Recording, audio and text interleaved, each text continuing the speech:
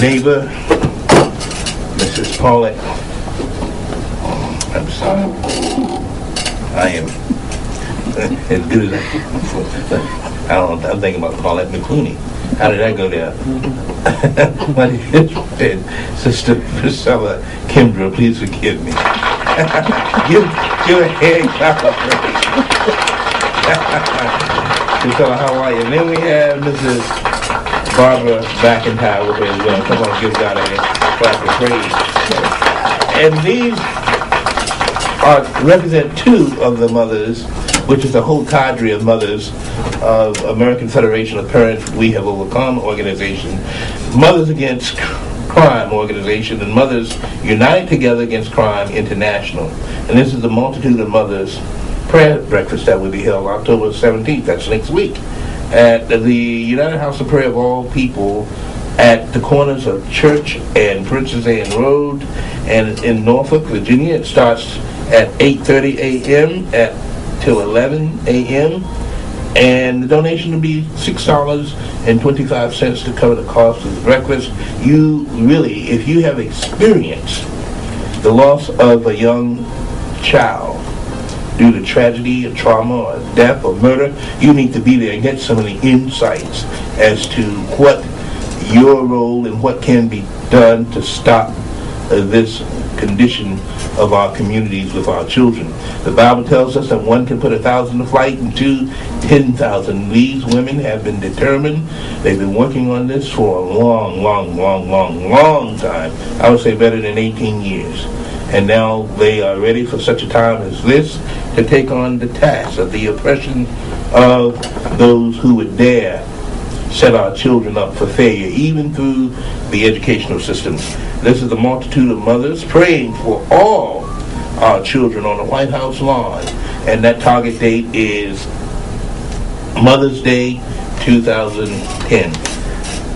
Priscilla and Barbara, good afternoon. How are you? We good. Thank you, Brother Carlos. Thank you, Brother Carlos. Thank you guys for coming, and I know your pain and your sorrow and your suffering, and especially can relate to you, Priscilla, because you're taking this approach as a proactive measure in terms of prevention as it relates to your boy, as I have been doing, because I have a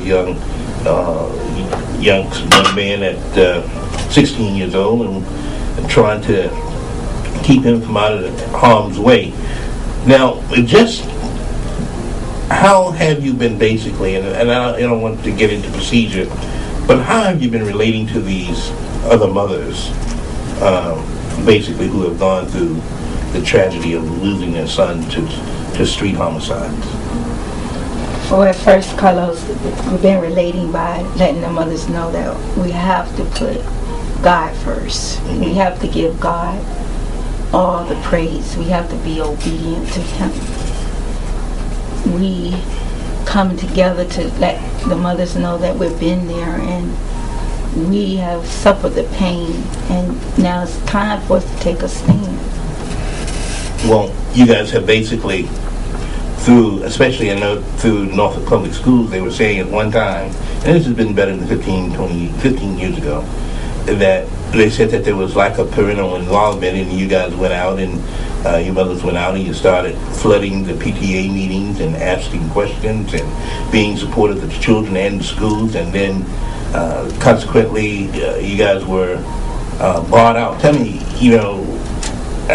they asked for the assistance, and then you produce it and the concerns, and the numbers were getting there, and just what did you find in those classrooms, in those school situations? Well, what I would like to say is first, because there was lack of parental involvement, the school system did not see parents being involved. And so when we went into the school system to begin to observe and begin to work with the school, was very active from the time the school opened to the time it closed, became involved in every area that involved our children's education. We were not acknowledged because it was not enough of us in the African American community, that they just overlooked us. Even when we voiced our concern, it was considered to be nothing. Well, now I attended some of those sessions, And it looked like to me, in that you said lack of involvement, even prior to you all coming, it went from zero, looking as though it was 100% participation from you, from the parents. Yes, we did. We had more than 100% participation. We had all the participation that they needed, but it went from having full participation to no participation, because for real, they didn't want our participation. They don't want it to control the parent and dictate to us what we needed to go along with their programs. And you did have some parents who did, because they played on your weakness depending on your educational level. Your educational deficiency. Yes. They thought that you all couldn't read and ask questions. Exactly. Exactly. And in other words, let's see if I can put it out here. In other words, that because the neighborhoods that you were in at the time, they thought that they were at-risk neighborhoods. And then what they would do is get the federal funding to cover the needs financially for that community. But the funding never went to that, but to administrative needs. Well, Brother Carlos, I'm going to say this. I was born and raised in Park Place. My mother was a RN and my father was a retired military, and also he was a construction worker. So my mother and father, they took care of 5 children, and we didn't get any welfare, and we wasn't on food stamps or any of that. And the school system that we went to in our community, we grew up in Park Place together. Every family that I knew was from longshoremen's all the way to, you name it, we was in Park Place. So we consider Park Place to be a rich or predominantly middle class neighborhood. Now how it become the way it became, we still don't understand, because I've been living in Park Place all my life and I'm still there. So therefore, someone put a label on us that was a false label. By the time I came through the school system, my brothers came through the school systems, and now my children come through. When we went into the school system, starting at James Monroe Elementary School, someone or somebody, I'm just going to put it like this, it was a evil act that labeled us even when we weren't labeled. We had more resources. We had in Park Place and in James Monroe School, for example, we had all the resources that you could have. We was resource overflowing, from the rich all the way to you name it. We had it. Whatever we needed, we had it. We didn't need other people's money. We didn't need grant money from the government. We didn't need anything, because we had it.